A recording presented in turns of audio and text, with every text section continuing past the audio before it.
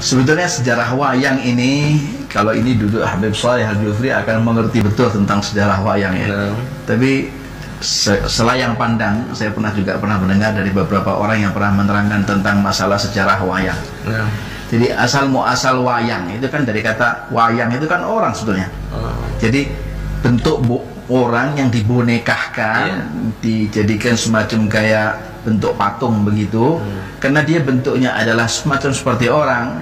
Ada wayang ini, ada wayang ini.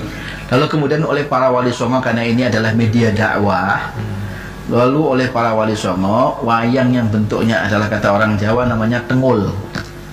Wayang tengul itu wayang golek. Itu digepengkan oleh para wali songo, sehingga kalau namanya bentuknya gepeng kan kemudian dia tidak bisa hidup. Nah, karena ini sebagai media dakwah, hingga akhirnya kemudian wayang itu dijadikan sebagai sarana untuk membawa orang ke dalam Islam.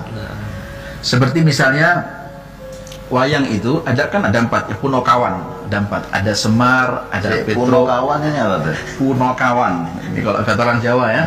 Punokawan ini semacam kayak istilahnya wayang.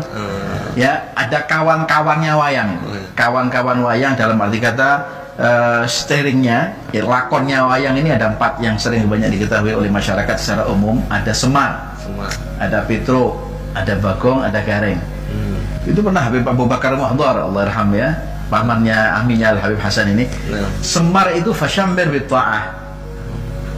Petro itu adalah apa? Fatrukil ma'asi. Ya, Bagong itu boh, dan Gareng itu adalah nala qarina.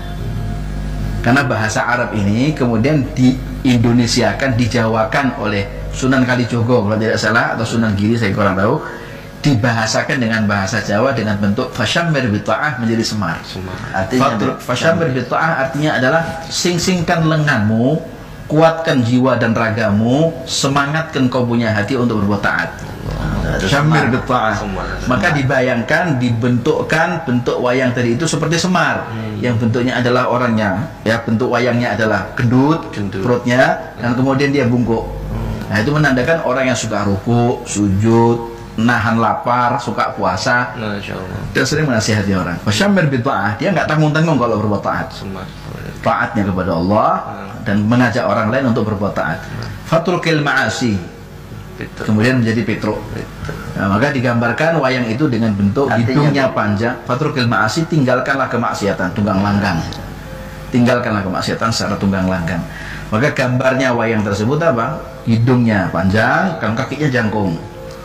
Artinya setiap kali dia mencium bau kemaksiatan dia akan lari. Nah, fatrukil ma'asi dan lain sebagainya, nala garina. Itu semua bentuk daripada wayang, ya, Punokawan lah. Wayang ini sebetulnya, dalang ini bagus, baik, selama itu untuk sarana dakwah.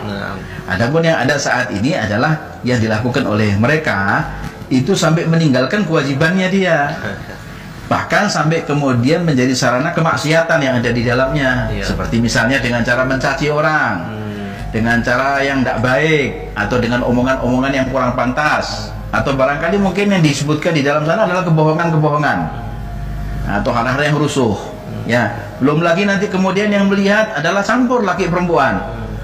Nah, saya kira mungkin bentuk sarana ini harus dirubah, karena ini adalah bentuk yang sudah dibangun oleh para wali songo untuk sarana dakwah sebetulnya. Seperti sekaten, itu sarana dakwah. Sekaten itu diambil dari syahadatain, jadi sekaten gitu ya. Gapuro diambil dari kata ghafura, jadi gafura. Alun-alun, kenapa masjid jami itu selalu ada dekat di alun-alun? Karena orang ketika akan masuk ke Islam itu, ke masjid, pelan-pelan. La ikraha fiddin, tidak ada paksaan di dalam memeluk agama Islam. Artinya semua ada falsafahnya di dalam Islam ini. Saya kira mungkin untuk profesi seorang dalang untuk bertaubat kepada Allah Ta'ala, kalau dia dengan cara yang salah, dia tentunya dengan istighfar, taubat kepada Allah Ta'ala, dan rubahlah bentuk sarana yang sudah dilakukan tadi itu menjadi sarana dakwah. Ajak orang untuk sholat tapi dengan cara gambar wayang. Bagaimana caranya orang nasihat? Caranya orang untuk sholat, untuk gemar ibadah kepada Allah, untuk tidak berjudi, ya, untuk tidak berbohong, bakti sama kedua orang tuanya. Saya kira mungkin hal-hal semacam ini dengan sarana dakwah lewat wayang insya Allah lebih menyentuh.